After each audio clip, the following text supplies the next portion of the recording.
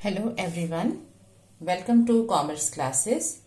Today we shall be understanding some special transactions in respect of accounting equation. Like accounting equation में हमने जो main transactions हैं वो cover कर ली हैं, लेकिन अब कुछ special transactions हैं जो थोड़ी सी different और difficult हो सकती हैं. आज हम उन्हें study करेंगे. कोई भी ट्रांजैक्शन हमें स्टडी करनी है तो उसके लिए हमें क्या देखना है कि हमें क्या मिल रहा है, what do we get and what do we give. मतलब हमें मिला क्या, गेट, और हमने दिया क्या. क्योंकि बिजनेस है लेन देन, सारे बिजनेसेस लेन देन पर डिपेंड करते हैं कि क्या लोगे और क्या दोगे. लेना पहले सोच लो, व्हाट डू वी गेट, और उसके बाद देखो हमने क्या दिया. दोनों में से जो भी चीज हमें क्लियरली पता चल रही है वो नोट कर लेते हैं. उससे दूसरी चीज का आइडिया लगने लगते हैं. जैसे अगर हमें पता चल गया कि हमें क्या मिला, तो मिलने के बाद हमें देना है, तो अब हम दे रहे हैं या फ्यूचर में पे करेंगे. तो अगर पे कर रहे हैं, दे रहे हैं कोई चीज, तो वो अभी चली जाएगी आउट ऑफ द बिजनेस. अगर बाद में देंगे तो मतलब हम पेबल जनरेट कर रहे हैं. पेबल मतलब लाइबिलिटी, हमें पे करना पड़ेगा. ऐसे लोगों को क्रेडिटर बोलते हैं. ऑन द कॉन्ट्रेरी, अगर हमें क्या मिल रहा है या क्या हम दे रहे हैं, जो हम दे रहे हैं वो पता है कि हमने ये दिया. अब बिजनेस में आया क्या, हमें नहीं समझ में आ रहा कि हमें मिला क्या, हमें रिसीव क्या हुआ, हमने क्या लिया. ओके, अगर हमें अपनी रिसिप्ट नहीं पता, जो हमें व्हाट वी गेट हमें नहीं पता, तो हमें सोचना पड़ेगा कि हमें मिलेगा, रिसीव होगा, तो वो रिसीवेबल बन जाएगा. ठीक है. इन दोनों में से जो भी एक चीज पता चले उससे आप स्टार्ट कर सकते हो. उसके बाद दूसरे को सोचो. Goods destroyed by fire. अब गुड्स आपके डिस्ट्रॉय हो गए हैं फायर से. अगर हमारे गुड्स खराब हो जाते हैं, आग में जल गए, तो हमें मिला क्या. इसमें कुछ नहीं मिल रहा है क्योंकि गुड्स तो खत्म हो गए. हमने दिया क्या, हमने एक्चुअली सारे गुड्स हमारे जो हैं, जो फायर में नुकसान हो गया, वो सारे हमारे चले गए. हमारे जो गुड्स हैं वो खत्म हो गए, वो बिजनेस में से निकल गए. अब वो बिजनेस में अवेलेबल नहीं है क्योंकि वो खराब हो गए हैं. अब उसके अगेंस्ट हमें कुछ मिला, इसमें तो कुछ नहीं लिखा, तो हमें कुछ नहीं मिला. अगर हमें कुछ नहीं मिलता है तो इस ट्रांजैक्शन को हम लॉस मानते हैं कि हमने कुछ दिया, हमारा कुछ गया, लेकिन हमें मिला कुछ नहीं, तो ये लॉस हो जाता है. और लॉस हमें पता है ऑनर्स इक्विटी कैपिटल में से माइनस होते हैं. तो ये कैपिटल में से माइनस, ये गुड्स में से माइनस. इसके साथ साथ एक और ट्रांजैक्शन आ जाती है कि गुड्स का लॉस तो हो गया, बट इंश्योरेंस कंपनी,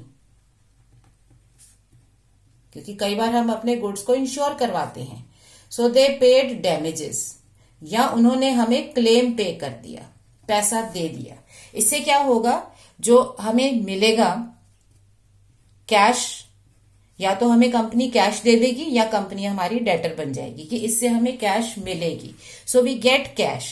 और जो हमारा लॉस का अमाउंट है वो थोड़ा सा कम हो जाएगा, डिफरेंस में आ जाएगा.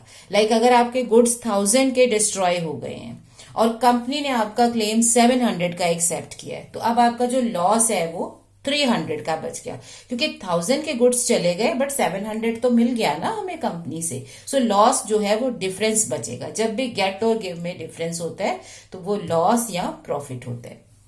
नेक्स्ट है bill receivables received from debtors. अगर हमें अपने डेटर्स से बिल रिसीवेबल मिलते हैं, बिल्स के बारे में हमने थोड़ी सी डिस्कशन की थी when we were doing basic definitions. Bills क्या हैं, अगर हमें किसी भी पर्सन से पैसा लेना है तो हम एक बिल लिख देते हैं कि आपको ये पैसा इतने टाइम में पे करना है, और जिसने हमें पैसा देना है वो उसे एक्सेप्ट करता है, उसके नीचे वो अपना साइन करता है, स्टैंप लगाता है, तो एक लीगल डॉक्यूमेंट होता है. तो ये बिल हम संभाल के रखते हैं कि इस बिल पे हमें उतने टाइम के बाद, गिवन टाइम के बाद कैश मिल जाएगी. हम उसके पास ले जा सकते हैं कि भाई अब कैश दे दो, तुम्हारा टाइम हो गया. और हमारे लिए बिल रिसीवेबल है क्योंकि हमने डेटर से लिया, डेटर ने एक्सेप्ट किया है तो हमें बिल पे पैसा मिलेगा, उसके लिए ये बिल्स पेबल है। सो उसका कॉन्ट्ररी हमारी बुक्स में क्या है, जब हम क्रेडिटर का बिल एक्सेप्ट करते हैं। सो अब आप ये सोच रहे होगे कि अगर हमें उस पर्सन ने पैसा देना है, सपोज 3 मंथ्स के बाद हमने गुड्स बेचे, 3 मंथ्स बाद उसे पैसा देने, तो बिल्स पर भी तो टाइम लिमिट है, तो फिर हमें फायदा क्या है? इसका फायदा क्या होता है कि जो बिल रिसीवेबल्स होते हैं ये एक लीगल डॉक्यूमेंट है। सो इसे हम बैंक में ले जाके डिस्काउंट करा सकते हैं। मान लो हमारा बिल है 2000 रुपीज का और हमें अभी पैसा चाहिए, सो हम बैंक के पास जाएंगे, बैंक उसमें 1% 2% अपना कमीशन डिस्काउंट काट के बाकी हमें कैश दे देगा।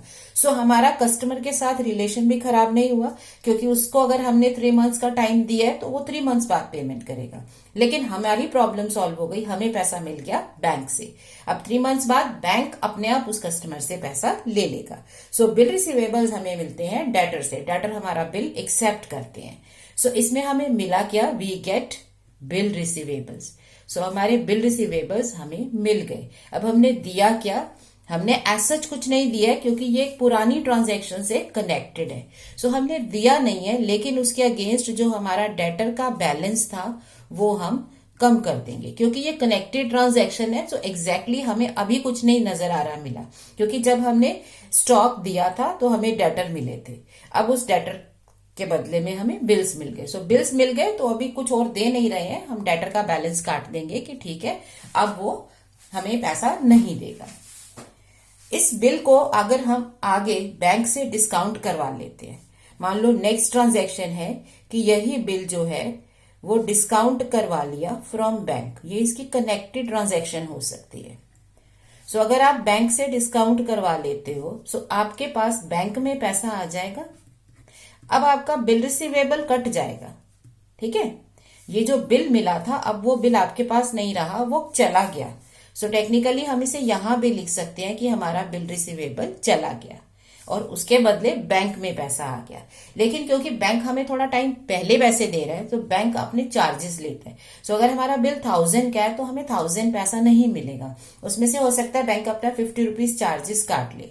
सो वो जो डिस्काउंट हमें बैंक ने दिया, जो 50 रुपीज उसने हमें कम दिया, उसे हम मान लेते हैं लॉस। सो जो डिफरेंस है वो लॉस मान के कहा जाता है, सारे प्रॉफिट्स लॉसेस बिलोंग करते हैं ऑनर को, तो ये उसके कैपिटल में एडजस्ट हो जाते हैं। इसका reverse case, bills payable accepted by the from the creditor. So creditor एक ऐसा पर्सन है जिसे हमें पैसा देना है। सो अब क्रेडिटर को हमसे पैसा लेना है, अब क्या होगा, क्रेडिटर बिल लिखेगा और हम एक्सेप्ट करेंगे कि हाँ हमें इस पर्सन को पैसा देना है। सो हमने क्या किया, हमने क्रेडिटर को हटा दिया और उसके बदले में बिल्स पेबल इशू कर दिया। So we give bills payable, ये हमने दे दिया और इसके बदले में जो क्रेडिटर का बैलेंस था वो हमने कैंसिल कर दिया, उसको हटा दिया। अब वो पर्सन हमारा क्रेडिटर नहीं रहा, हमने उसे पेमेंट नहीं करनी, हमें बिल पे पेमेंट करनी है। सो अगर वो बिल बैंक को दे देता है, जैसे हमने अपने बिल रिसीवेबल के साथ किया था, क्योंकि उसके लिए ये बिल रिसीवेबल बन जाएगा। सो अगर वो उसे बैंक में दे देता है तो बैंक हमारे पास आएगा, हम इसकी पेमेंट बैंक के थ्रू करेंगे। सो लेटर ऑन जब ड्यू डेट होगी तो क्या होगा, ड्यू डेट पे अब हम इसके बदले में कैश दे देंगे और हमारा जो बिल्स पेबल है वो कट जाएगा। सो बिल्स पेबल कट जाएगा और कैश पेमेंट हो जाएगी उसके अगेंस्ट। सो ये आपकी कनेक्टेड ट्रांजैक्शंस है जिसमें गिव और गेट क्लियरली, मतलब व्हाट वी रिसीव और व्हाट वी पे क्लियरली विजिबल नहीं है, ठीक है। बट हमारी कनेक्टेड ट्रांजैक्शन है तो उससे हमें पता चल रहा है कि हमने कैश दे दी तो हमारा बिल कट गया, वो बिल दूसरी साइड कट जाएगा। और अगर वो बिल उसने किसी पर्सन को एंडोर्स कर दिए, लाइक वो किसी और को भी दे सकता है कि ठीक है तुम्हें मुझसे पैसे लेने थे, सो अब आप ये बिल ले लो, इस बिल से आप पैसे ले लो, बैंक से ले लो, इस पर्सन से ले लो। सो वो बिल एंडोर्स भी हो सकता है किसी दूसरे पर्सन को। सो वो पर्सन हमसे आके पैसे ले लेगा, लेकिन हम तो बिल पर पेमेंट करेंगे, हमें नहीं मतलब ये बिल अब बैंक के पास है, हमारे क्रेडिटर के पास है या किसी और पर्सन के पास है, हमारे लिए अब ये बिल्स पेबल है क्योंकि हमने ये दे दिया। सो हमारी बुक्स में ये बिल्स पेबल है, जिसके पास भी ये बिल है वो आके हमसे पैसे ले लेगा, हम बिल पे पैसा देंगे कि बिल हम अपना ले लेंगे, उसको पेमेंट कर देंगे। सो इस तरह से बिल्स रिसीवेबल्स और बिल्स पेबल आ सकते हैं। इसके बारे में डिटेल में एक कंप्लीट चैप्टर है जो हम करेंगे, बट राइट नाउ आप इतना समझ लो कि जिसे पैसा देना होता है वो बिल पे एक्सेप्टेंस देता है कि मुझे ये पैसा इतने दिन बाद देना है।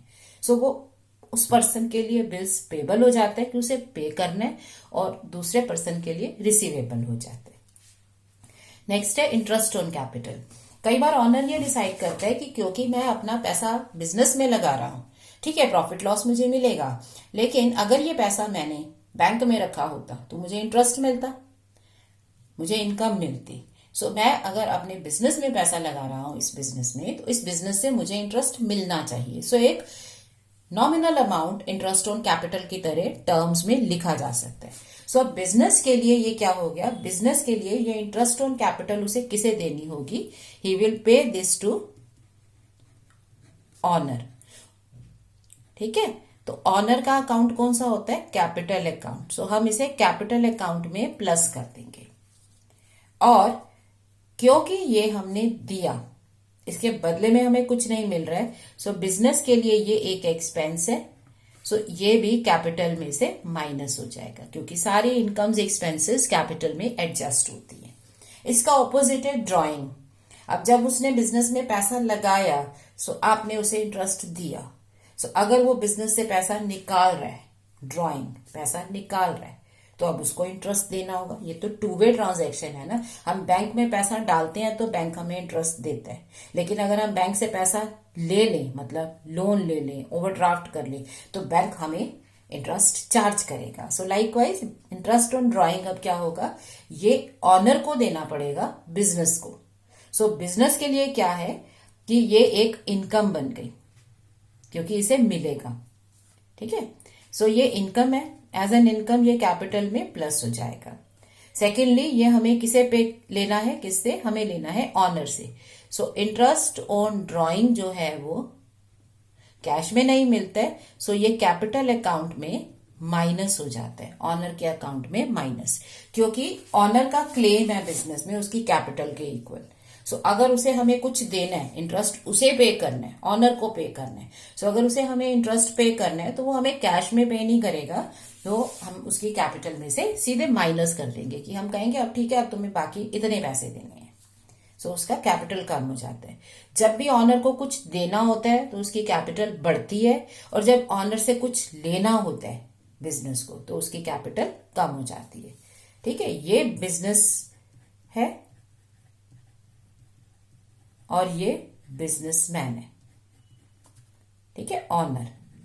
ऑनर का क्लेम जो बिजनेस में है वो हम कैपिटल के नाम से लिखते हैं। सो अगर बिजनेस ऑनर को कुछ दे रहा है तो उसका क्लेम बढ़ता है, क्योंकि कैश में नहीं दे रहा होता, वो उसका क्लेम बढ़ा देता है कि अब तुम्हारी कैपिटल ज्यादा हो गई, तुम इसका हकदार हो गए कि तुम ये ले सकते हो। और अगर ऑनर को बिजनेस को कुछ देना है तो उसकी कैपिटल में माइनस करते हैं। सो इंटरेस्ट ऑन ड्राइंग क्योंकि ऑनर दे रहे हैं तो ऑनर की कैपिटल में से minus, interest on capital business को देना है, सो वो कैपिटल में प्लस। लास्ट है bank charges and bank interest.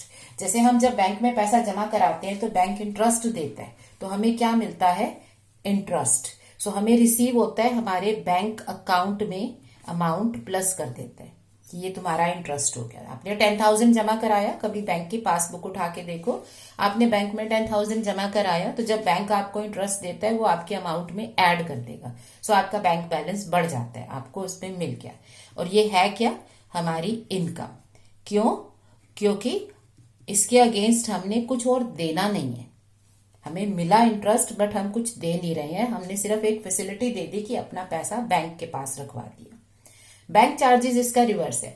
कई बार हम बैंक में सिर्फ पैसा ही जमा नहीं कराते हैं, हम बैंक में और भी कई तरह के एक्टिविटीज बैंक के साथ करते हैं। जैसे बैंक से हमने ड्राफ्ट बनवाया, आपको कहीं कुछ फीस डिपॉजिट करानी है तो आपको वो बैंक ड्राफ्ट के जरिए करवानी है, सो आप बैंक ड्राफ्ट बनवाते हो, ठीक है। या फिर आप बैंक से कोई और पासबुक इशू करवाते हो नई, या आप बैंक से नई चेकबुक इशू कराते हो, तो बैंक उसके चार्जेस काटता है। अब वो चार्जेस अगर आप बैंक के पास चेकबुक लेने जा रहे हो, सो बैंक कहता है इसके चार्जेस 100 रुपीज है, तो वो आपसे 100 कैश में नहीं लेता है, वो क्या करता है, वो आपके बैंक में से कम कर देता है। सो यू पे इट। सो एक्चुअली ये आपके बैंक में से कम होता है, तो आपके जो एक्सपेंडिचर है एज एन एक्सपेंडिचर, ये आपकी कैपिटल में माइनस हो जाता है। सो ये वो ट्रांजैक्शंस हैं, कुछ स्पेशल ट्रांजैक्शंस हैं जो हमारी कनेक्टेड होती हैं। सो हर एक केस में हमारा रिसीव और पे का जो बेसिक रूल है वो जरूरी नहीं है कि हमें क्लियरली नजर आए, बट हमें प्लस माइनस समझ में आ रहा है कि हमें मिला क्या और हमने दिया क्या। सो अब इसी पे बेस्ड एक क्वेश्चन है हमारा, लेट अस सी दिस। अब इसे हमें बनाना है, इस क्वेश्चन को हमें करना है इन अकाउंटिंग इक्वेशन। अब जब भी हमें एक फेयर क्वेश्चन करना होता है, सो हमें क्या करना पड़ता है उसमें, उस क्वेश्चन को सॉल्व करने के लिए हम उसमें पहले ही नोट कर लेते हैं कि कितनी एसेट्स हैं, कितनी लाइबिलिटीज हैं, राइट, सो दैट हम अपने कॉलम्स सही से बना सकें और ये काम हमारा अप्रोप्रिएट लगे। सो आप ट्रांजैक्शंस को पढ़ के सोचो, इसमें एसेट्स कितनी है, लाइबिलिटीज कितनी है, और एक कॉलम कैपिटल का। कैपिटल में सब कुछ इसी में डंप हो जाता है, इसी में प्लस, इसी में माइनस, तो अलग से कुछ नहीं आता। हम अलग से प्रॉफिट अभी नहीं दिखा रहे हैं कि नेट में कितना प्रॉफिट हुआ, हम सिर्फ कैपिटल में सब चेंजेस करके एंड में हमारे पास एक कैपिटल आ जाती है, वो जाती है capital eight and. So capital के सारे चेंजेस कैपिटल में कर देते हैं। लाइबिलिटीज बाय नेम लिखी जाती हैं, एसेट्स बाय नेम लिखी जाती हैं। So first of all started business with cash, तो एक कैश आएगी और कैपिटल में आएगा। डिपॉजिटेड मनी इन बैंक, अब आप पैसा अगर बैंक में जमा कराते हो तो बैंक में आ जाता है, कैश में से कम हो जाता है। परचेज्ड फर्नीचर फ्रॉम सोहन, सो आपको एक एसेट मिल गई फर्नीचर, और किससे मिली, सोहन से, क्योंकि नाम दे रखा है, इट मीन्स आपने पे नहीं किया। सो अब आपका एक पेबल बन गया, सोहन बन गया पेबल, लाइबिलिटी, इसे क्रेडिटर बोलते हैं। स्टॉक परचेज्ड फॉर कैश, तो वो कैश को अफेक्ट करेगा और स्टॉक आ जाएगा। स्टॉक सोल्ड टू हरी, तो स्टॉक की सेल हो गई, अब हरी को बेचा है, तो इसका मतलब ये आपका डेटर बन गया, उसने आपको पे करना है। Paid to Sohan through bank draft, अब सोहन को आपने पेमेंट करी तो वो सोहन से चेक हो जाएगी बैंक के थ्रू। ओके, उसके बाद है आपका रिसीव्ड बिल रिसीवेबल फ्रॉम हरी, सो आपको बिल रिसीवेबल मिल गया किससे, हरी से, तो यही एडजस्ट होंगे। ड्रॉइंग्स बाय ऑनर, सो ड्रॉइंग कैपिटल में जाती है और यहां जो चीज वो ड्रॉ कर रहे हैं। Paid rent, paid salary, so rent और सैलरी एक्सपेंसेस है, वो कैपिटल में एडजस्ट होते हैं और पेमेंट इधर जाती है। सो कोई नया कॉलम नहीं ऐड हुआ। नेक्स्ट है got bill receivable discounted from bank, तो बिल रिसीवेबल आपने बैंक में देके उससे पैसा ले लिया, सो ये बिल रिसीवेबल और बैंक में चला जाएगा। Interest on capital, interest on drawing, तो ये एक्सपेंडिचर इनकम इसी में जाएगी। डेप्रिसिएशन ऑन फर्नीचर, तो ये फर्नीचर में जाएगा और कैपिटल में कम होगा as a loss. Stock destroyed by fire, so stock आपका डिस्ट्रॉय हो गया, स्टॉक कम होगा और लॉस हो गया। बैंक इंटरेस्ट, बैंक ने इंटरेस्ट दिया, तो बैंक और इनकम, सो कोई नया नाम नहीं आया। कितने आ गए, 1 2 3 4 5 6 for assets, 1 for liability, 1 for capital, तो हम यही नाम यहां पर लिख देंगे, कैश, बैंक, फर्नीचर। तो मैंने इसमें पढ़ के पहले ही अकाउंट इसकी लाइंस ड्रॉ कर ली थी, आप भी चेक करके ही लाइंस ड्रॉ करोगे, सो दैट बाद में ये हौच पौच ना लगे कि कहीं पे लाइनें सिकुड़ रही हैं, कहीं लाइंस आपकी बढ़ती जा रही हैं। तो सोहन क्रेडिटर और कैपिटल, तो कहाँ हमारा मार्का है, हमारा इसमें जो assets is equal to liability plus capital होता है, वो मार्क लाइन यहाँ है, क्योंकि इस तरफ सारी एसेट्स है, ठीक है। सेम चीज यहां भी होगी दूसरी शीट पर, so we can do this. So इससे आपके पेपर चेकर को नजर आ जाएगा कि ये क्या है, assets is equal to liabilities plus capital, all right. So ये आ गया। अब इसको स्टार्ट करते हैं।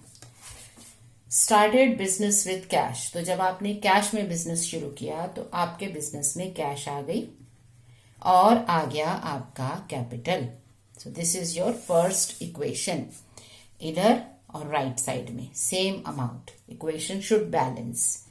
डिपॉजिटेड 10,000 इनटू बैंक, सो जब आपने बैंक में पैसा जमा कराया, सो आपने रिसीव क्या किया, व्हाट डू यू गेट, मिला क्या, और आपने पे क्या किया, व्हाट डू यू गिव, क्या रिसीव किया। अब आपके बैंक में पैसा आ गया, ठीक है, तो आपका बैंक में पैसा जुड़ गया। दिया क्या, आप अगर बैंक में पैसा जमा कराने जाते हो तो आपके हाथ से क्या जा रहा है, जस्ट थिंक इट ओवर। आप 500 रुपए लेके जा रहे हो बैंक में अकाउंट में जमा कराने, तो जो 500 रुपए आपके हाथ में थे अब वो बैंक को दे दिए। सो आपने क्या दे दिया, कैश दे दिया, ठीक है। सो आपकी कैश में कमी और बैंक में पैसा बढ़ गया। सो अब हमारी इक्वेशन क्या बन गई, न्यू इक्वेशन, क्योंकि हर बार हमें इक्वेशन सेट करनी है। सो न्यू इक्वेशन, और बैलेंसिंग भी चेक कर सकते हैं हर स्टेज में, जितना लेफ्ट साइड में चेंज है सेम राइट साइड में। तो लेफ्ट में यही प्लस माइनस हो गया, सो नो चेंज, सिर्फ कंपोनेंट बदले हैं इक्वेशन में, बाकी कुछ नहीं बदला, ठीक है। All right, next is purchased furniture from Sohan 5000। अब सोहन से आपने फर्नीचर खरीद लिया। जब भी किसी पर्सन का नाम दे रखा होता है तो हम मानते हैं कि वो क्रेडिट में होगा, अगर कैश नहीं लिखा।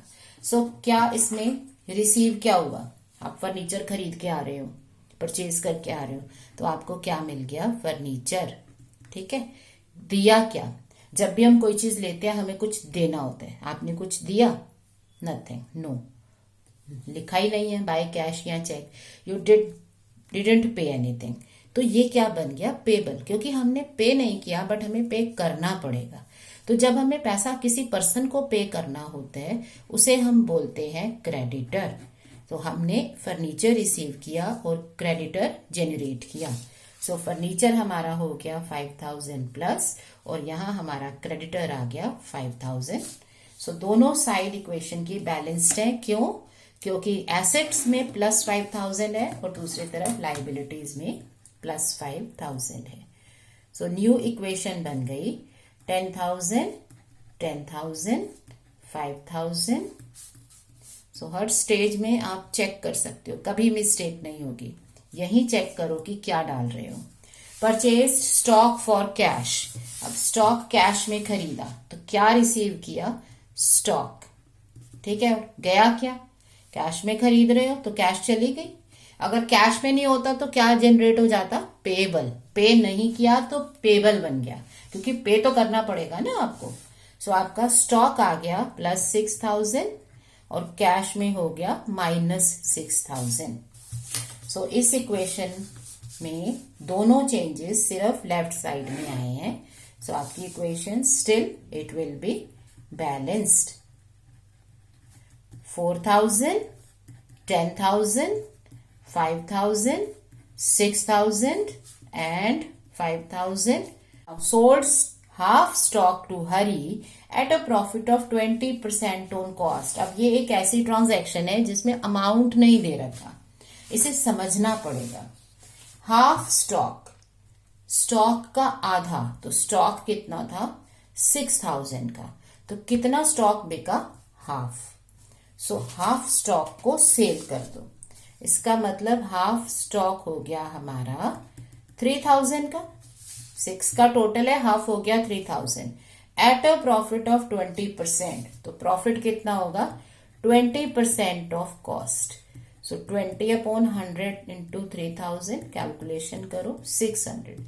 सो अगर आप 3,000 का स्टॉक 600 के प्रॉफिट पे बेच रहे हो तो कितने में बिका, 3600 में, ठीक है। और इसमें क्योंकि हरी दे रखा है इसका मतलब क्रेडिट में होगा। सो अब आपने दिया क्या, आपने स्टॉक दे दिया, ओके, यू गिव स्टॉक, यहां लिखेंगे स्टॉक चला गया। व्हाट डू यू गेट, आपको स्टॉक बेच रहे हो तो पैसा आना चाहिए ना, did you receive it, no, क्योंकि ये क्रेडिट में है। तो हमने क्या जनरेट कर लिया, रिसीवेबल, किस नाम से, सोहन, सॉरी दिस इज हरी, हरी नाम से हमने रिसीवेबल जनरेट कर लिया और हरी बन गया हमारा डेटर, ठीक है। सो अब क्या रहा, स्टॉक गया 3,000 का, हरी डेटर बना 3600 से, क्योंकि उसको हमने स्टॉक प्रॉफिट पे बेचा है। तो हमारा जो 600 रुपीज का प्रॉफिट है वो ऑनर को बिलोंग करेगा। सो आ गई हमारी नई इक्वेशन। अब चेक कर लो, दोनों साइड में बैलेंसेस हैं। यहाँ -3000 plus 3600, so net effect plus 600, और यहां भी यही है। So new equation 5000, 3000, 3600, 5000, 20,600 paid to Sohan through bank draft. अब आपने सोहन को पेमेंट कर दी बैंक ड्राफ्ट बनवा के, और बैंक ने उसके चार्जेस ले लिए आपसे 50 रुपए, 50 रुपीज। सो पहले सोहन देखो, क्योंकि ये एक कनेक्टेड ट्रांजैक्शन है। सोहन चेक करो कौन था। यस, सोहन हमारा क्रेडिटर था 5000 से। सो हमने क्या रिसीव किया और क्या पे किया। अब हमें दिख रहा है हमने पे किया 5000 रुपीज, उसको बैंक के थ्रू पे कर दिए।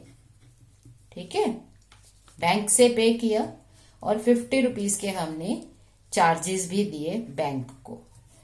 अब हमें मिला इसमें कुछ नहीं, क्योंकि ये कनेक्टेड अकाउंट था। तो जो सोहन का अकाउंट था 5000 का, इट स्टैंड्स कैंसिल, तो हम उसके अकाउंट में कैंसिलेशन कर देंगे। सो हमने पे क्या किया, बैंक के थ्रू 5000 और 50 रुपीज, दोनों चीजें पे की। लेकिन सोहन का अकाउंट तो 5 से कम होगा। ये जो 50 रुपीज के चार्जेस हैं, ये किसे बेयर करने पड़ेंगे, ये ऑनर को जाएंगे, क्योंकि सारे एक्सपेंसेस, सारी इनकम्स ऑनर को बिलोंग करती हैं। सो 4000, 4950, 5000, 3000, 3600, नील, 20,550। नेक्स्ट है received bill receivable from Hari. Again ये एक कनेक्टेड ट्रांजैक्शन है। सो हरी से अगर हमें बिल मिला, तो हरी कहाँ है, हरी इज अवर डेटर। हरी था 3600 से हमारा डेटर। तो अब उसने हमें इसके बदले में क्या दे दिया, बिल। सो हमें क्या रिसीव हुआ, बिल रिसीवेबल 3600 का। इसके बदले में कुछ पे नहीं कर रहे हैं, क्योंकि वो तो पहले उसको स्टॉक दे चुके हैं हम। अब हम क्या करेंगे, हरी का अकाउंट क्लोज कर देंगे। सो हरी का अकाउंट खत्म हो गया, उसके बदले में हमें बिल रिसीवेबल मिल गया। राइट। सो अब हमारी न्यू इक्वेशन क्या बन गई, 4000, 4950, 5000, और हर स्टेप में चेकिंग साथ में रहेगी। इस ट्रांजैक्शन से चेंज क्या हुआ, यहीं प्लस और इसी साइड में माइनस। सो नेट इफेक्ट दोनों साइड में 0। कंपोनेंट चेंज हो गए, बट इफेक्ट वही, कोई नहीं है। Now drawings bye honour. So what do you receive और पे। अगर ऑनर ये निकाल के लेके जा रहा है, तो आप पे कर रहे हो कैश 2000 और गुड्स 1000। किसको, ऑनर को, क्योंकि ये ऑनर लेके जा रहा है। तो अगर ऑनर कुछ लेके जाता है, तो हमें बदले में कुछ नहीं मिलता, हम उसकी कैपिटल कम कर देते हैं कि अब ठीक है, तुम ये चीजें ले गए हो, तो अब तुम्हारा क्लेम कम हो जाता है। सो कैश में 2000 कम, स्टॉक में 1000 कम, और दोनों 3000 उसका कैपिटल भी कम। Okay, so now we want pay him total. अब उसको 20,000 का क्लेम नहीं लेना, 3000 तो वो निकाल चुका बिजनेस से। सो अब उसे कम पैसे बिजनेस से मिलेंगे। ठीक है।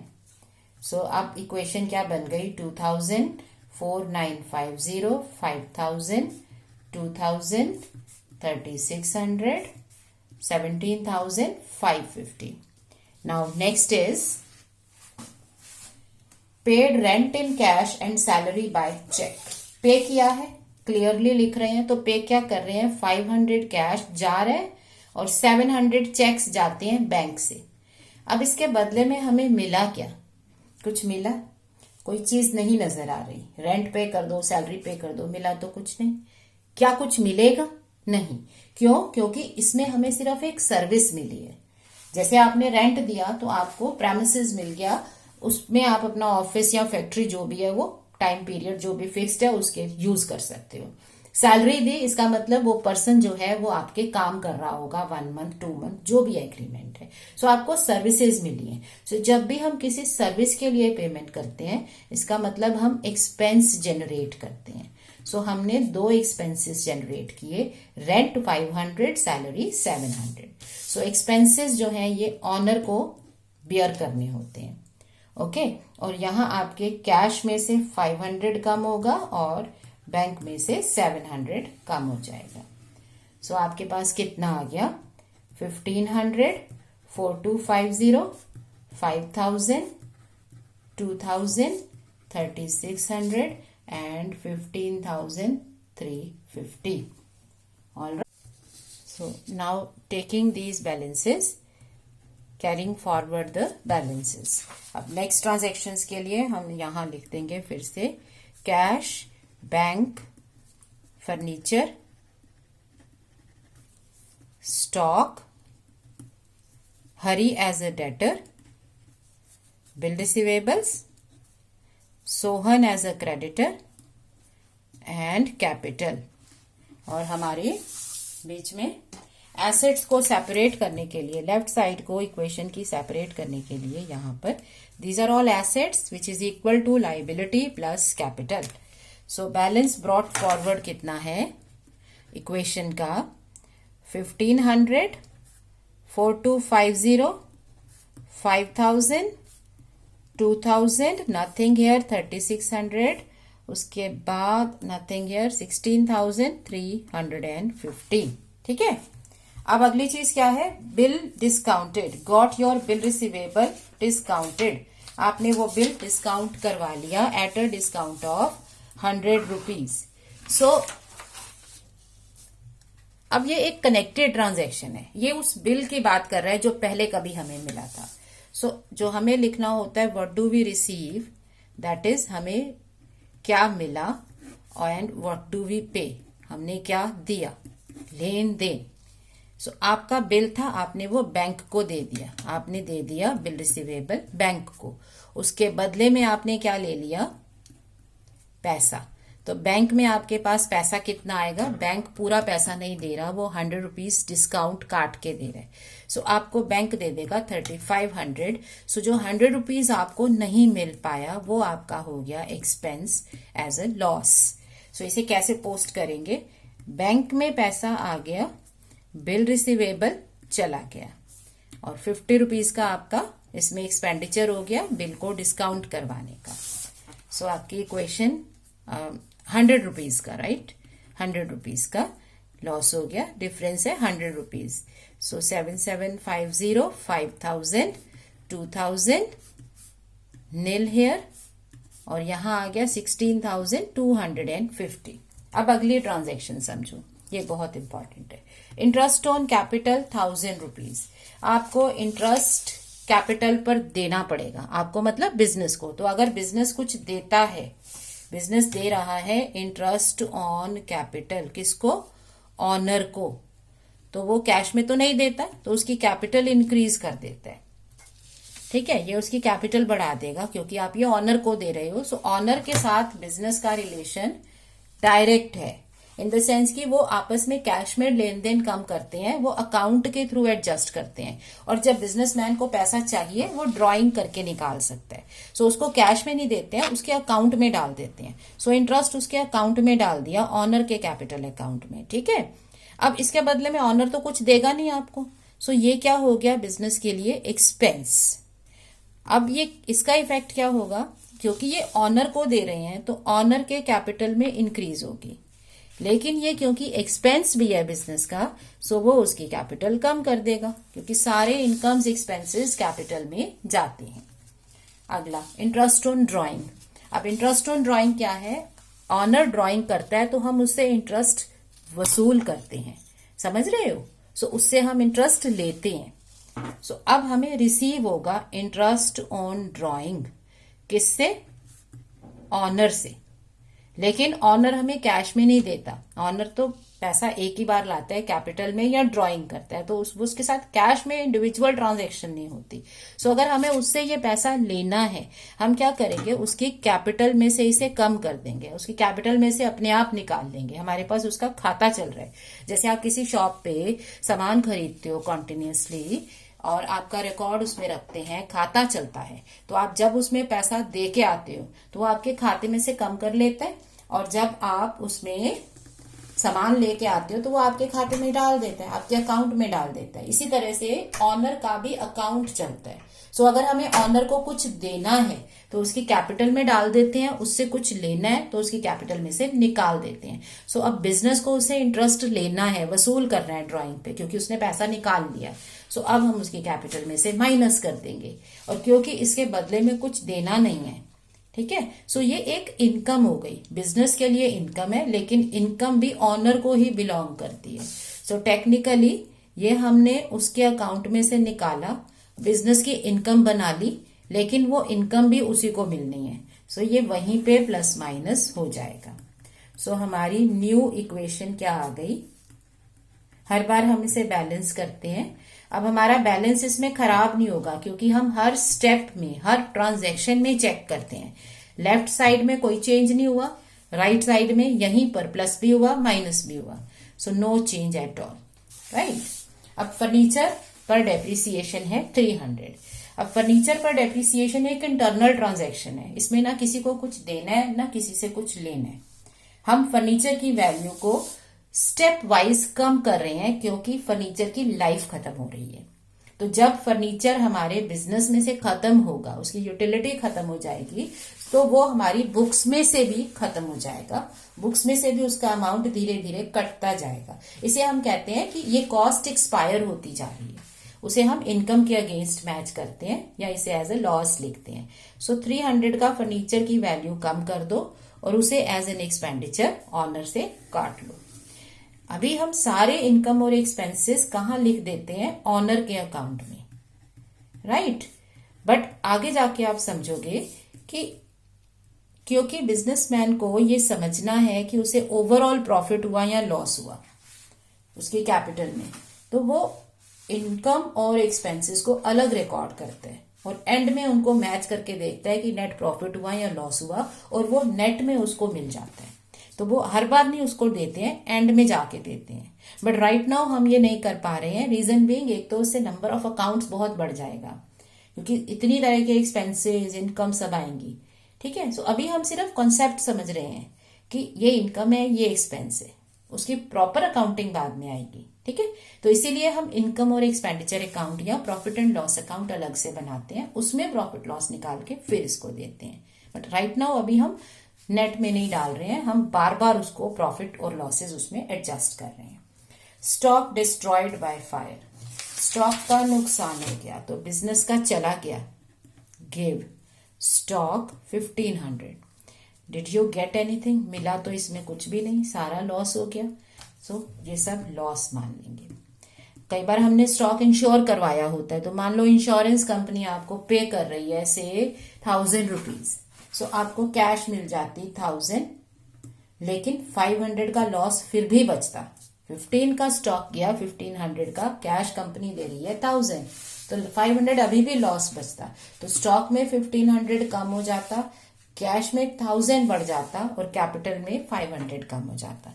बट ये तो सिर्फ हमने एक समझने के लिए लिखा था, रियलिटी में कुछ नहीं मिला, सारा लॉस है। तो स्टॉक में 1500 कम हो गया और कैपिटल में भी 1500 कम हो गया। सो हमें कितना मिल गया, 14,450, 500 यहां आ गया, 4700, 7750, 1500, ठीक है। Now last, bank interest. अब जैसे बैंक हमसे चार्जेस वसूल करता है, वो हमें इंटरेस्ट भी देता है। सो हमें रिसीव हो रहा है इंटरेस्ट बैंक से, तो कहाँ जाएगा, वो बैंक अकाउंट में जाएगा। बैंक के पास भी हमारा खाता चलता है, तो बैंक भी हमसे कुछ भी लेता देता है जब हमारे से इंडिविजुअल वो ट्रांजैक्शन करता है, सो वो हमारे अकाउंट में एडजस्ट करता है, ठीक है। सो वो इंटरेस्ट हमारे अकाउंट में डाल देगा, हमें बैंक में पैसा आ जाएगा, इंटरेस्ट मिल गया। क्योंकि इसके बदले में हम कुछ नहीं दे रहे हैं, तो ये प्योरली हमारी इनकम है जो कि ऑनर को बिलोंग करती है। सो बैंक में हमारा पैसा बढ़ गया और ये एज एन इनकम ऑनर को भी मिल गया। सो हमारी जो फाइनल इक्वेशन है वो क्या बन गई,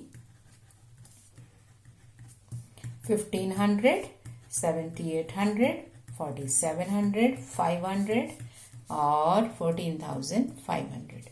इसी चीज को हम एज अ बैलेंस शीट भी प्रेजेंट कर सकते हैं और बैलेंस शीट क्या होती है?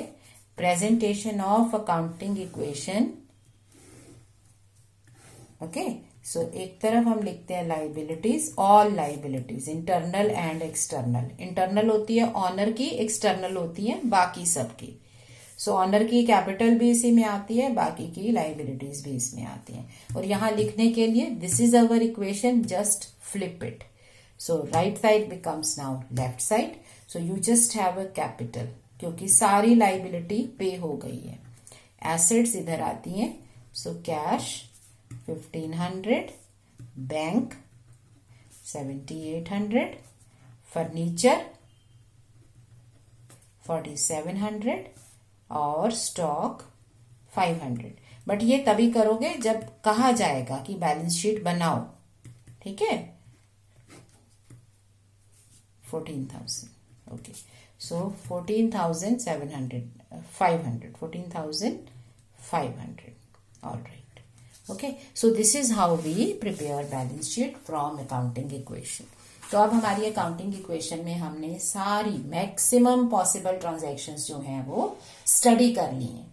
ऑब्वियसली मैं एक बड़ा क्वेश्चन लेती हूँ सो दैट आपको सब समझ में आए ट्रांजैक्शंस, बट आपके बुक्स में और एग्जाम्स में भी इतने बड़े क्वेश्चंस नहीं आएंगे। आपके पास मैक्सिमम 8 to 10 ट्रांजैक्शंस होंगी, जिसमें से 6 to 8 सिंपल होंगी और 2 to 4 थोड़ी सी कॉम्प्लेक्स ट्रांजेक्शन्स होंगी। सो इस तरह की कॉम्प्लेक्स ट्रांजेक्शन्स बहुत कम आएंगी, बट हमें करनी है।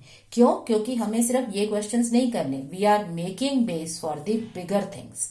अकाउंट्स में इसके आगे एंट्रीज है, लेजर मेकिंग है, फाइनल अकाउंट्स है, तो हमें कॉन्सेप्ट समझनी है। सो जितना हम इन चीजों से फेमिलियर होंगे, इतनी जो टर्म्स हैं, इंटरेस्ट हो गया, बैंक चार्जेस हो गए, bill receivables, bills payable, bad debts, depreciation, discounts, right, interest on capital. So जितना हम इन टर्म्स से फेमिलियर होते जाएंगे उतना हमें आगे इजी रहेगा। So do go through these transactions and learn them.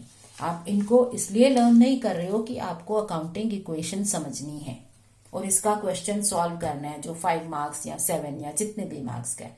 आप इसको इसलिए कर रहे हो क्योंकि आपको अपना बेस बनाना है, क्योंकि ये चीजें आगे आएंगी। तो हम इन्हें अगर फेमिलियर होते जाएंगे, जो चीजें हम बार बार बोलेंगे, बार बार पढ़ेंगे, तो वो फेमिलियर होती जाएंगी। अब जब आप डेप्रिसिएशन का चैप्टर पढ़ोगे तो आपको डेप्रिसिएशन नया नहीं लगेगा। एटलीस्ट यू नो समथिंग कि हाँ ये एसेट की वैल्यू में कम होता है, यू नो दैट। आप बिल्स का चैप्टर पढ़ोगे तो बिल रिसीवेबल पेबल से एकदम से कंफ्यूज नहीं हो जाओगे। आपको पता है कि अच्छा इसने हमें पैसा देना है तो हम इसका बिल एक्सेप्ट करेंगे, बिल्स पेबल होगा, इस पे मुझे पे करना है, और इस पर्सन से मुझे रिसीव करना है तो वो मुझे बिल रिसीवेबल एक्सेप्ट करके देगा। सो ये चीजें आपके अंदर बिल्ट इन होती जाएंगी, आप समझने लगोगे टर्म्स को, you will be understanding the terms. So आगे जो चैप्टर्स हैं वो आपके लिए इजी होते जाएंगे। So don't take this as a question of accounting equation only, take it as a base. आप अपना बेस बना रहे हो, राइट।